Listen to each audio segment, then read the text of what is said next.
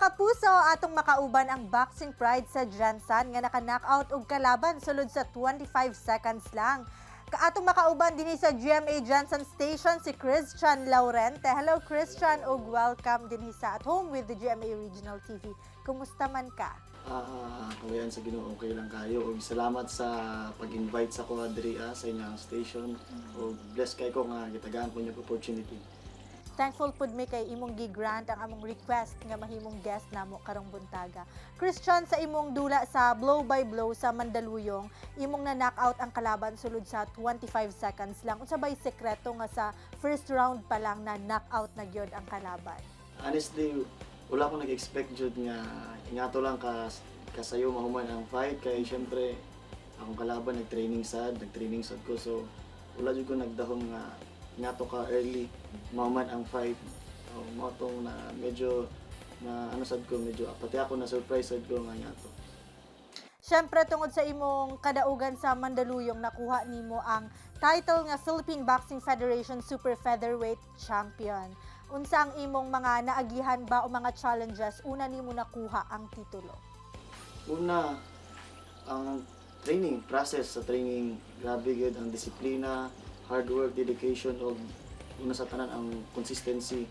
Mao gid na ang isa sa pinakalisod jud nga kuan, pero kaluyan sa Ginoo na ako to na overcome tanan para makuha ang belt.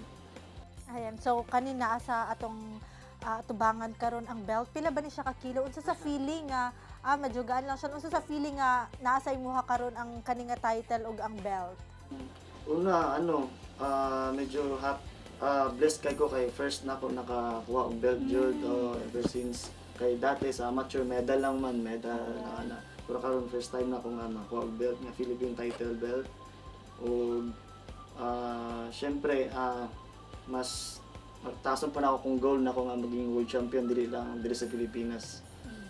Tinuod gyud pag mag-dream ta, so sa garon na lang gyud nato. Sa imong fight ba sa Mandaluyong, kauban nimo imong pamilya?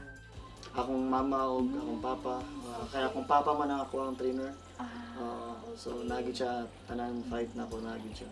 So unsa imong gibati katong gikan mo Mandaluyong? Syempre dala na nimo ang title ug kaning belt. Pag uli ninyo dinhi sa Jansan, unsa imong nabati nga na imong mga relatives, friends ug mga kapitbahay? Excited kay nga makauli kay happy sa kay sila, proud kay sila sa kuha nga nana sila nga pag umangko parinti amigo nga champion nana. So mo to. Curious sab mi Christian, paunsa ba ka nakasulod sa boxing? Bata pa ba ka nagka-interest na gyud ka ani nga sa sports? Kay before ko nag boxing, taekwondo player ko. Nag-taekwondo ko 4 years taekwondo, tapos Mapila imong edad ato nga time? 5 until 9 to 9. Until 9, taekwondo. Tapos pag 9, nag-boxing dayon ko. Kay una, tungod sa ako ang side sa akong papa, ang mga uncle na ko, mga boxers na dati. So, perminti nila giningon, ikaw mag-boxing ka. So, nagasulod sa ako na una, okay, mag-boxer ko na, mag-champion ko. So, moment perminti, ilahang ginastorya sa kuha santod, mawasad ako nakasanayan, okay, mag-boxer ko, mag-boxer. So wala ba ka naglisod sa switching sa training from taekwondo? Syempre lahi magyud ang training tas nag-boxing ka. Unsay mga adjustments nga imong gibuhat?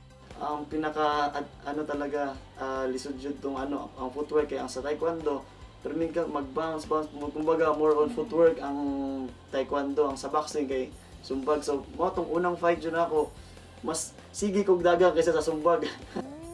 Alright, so marag wala pa kayo nimo na nakapa kumbaga ang mga techniques sa boxing. Pero as time goes by, ari na nakuha na nimo ang title. Christian, aduna kay record nga 11 wins, 0 lose ug 7 knockouts. Unsay sekreto sa imong record? Hard work lang gid, train hard lang. Mao lang man gid ang wala jud sekreto gid sa boxing, bisag asa pa man nga pamaagi gid, hard work lang gid. What about sa katong mga student athlete, itong mga boxers at the same time nag-struggle pud sa studies, ana kanang time management lagi kay dili ba tanan gyud kaning kaya isabay ang mga butang sama sa sports ug pag-eskwela? Duna ba kay tips or message nga mahatag sa ilaha?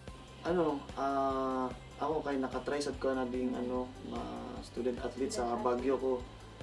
Lisod jud kayo mo nang ma-amaze ko sa ubang estudyante ug mga athletes at nga kaya nila i-balance gyud, kaya nila i-balance kay una after pag human mo training mag-eskwela ka, katulugon ka kapoy walay rest tapos pagbalik nimo pag uli gikan eskwelahan training mo sad ka.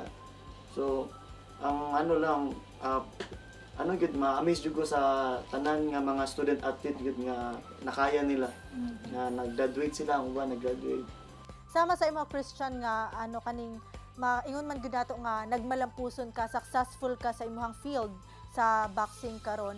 Aduna pa bay kay murag kumbaga social life makahimo pa ba ka sa imong mga uban nga gusto buhaton despite sa kahugot sa schedule sa training?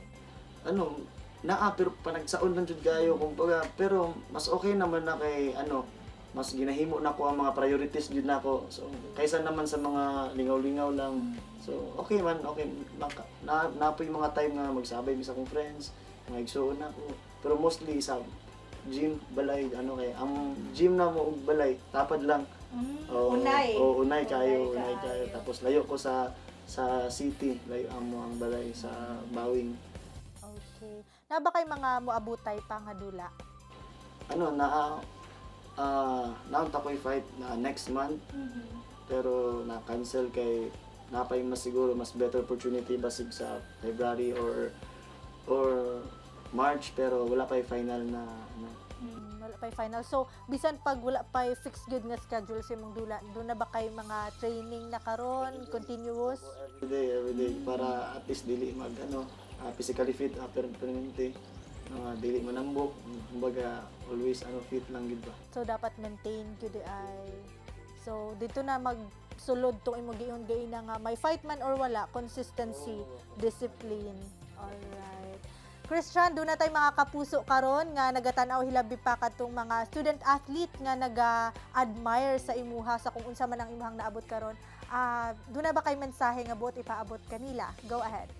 Sa tanan ng mga student athlete no padayon gyud sa inyo ang ginahimo kay pati kamo mismo kabalo mo nga naadyoy padulungan ang tanan nga inyo ang ginahimo karon nga dili lang karon lang maglingaw-lingaw after ana so gyud late gratification gyud mas lami gyapon nga maabot ang panahon nga mag-successful ka tungod kay nag-sacrifice ka ug akong pasalamatan no una sa tanan ang atong buhi nga Dios akong pamilya. No, ako ang promoter na si Sir Jerry Peñalosa. Ako ang mga sponsor sa Rotary Club of Metro Dajangas, Lucy Garden Resort. Lang, tagang salamat. Thank you so much for your time, Christian. Hinaot nga mas daghan pang ma-inspire sa imuhay labi pa kadtong mga student athlete pod nato no. Ug syempre nagahope pod mi nga mas daghan pa kang title ug medals nga makuha. Gina-pray na mo nga sa imong maabotay nga dula. Champion na pod. Ayan. Thank you so much, Christian. Ayan, tutok lang mga kapuso kay mobalik pa ang At Home with GMA Regional TV.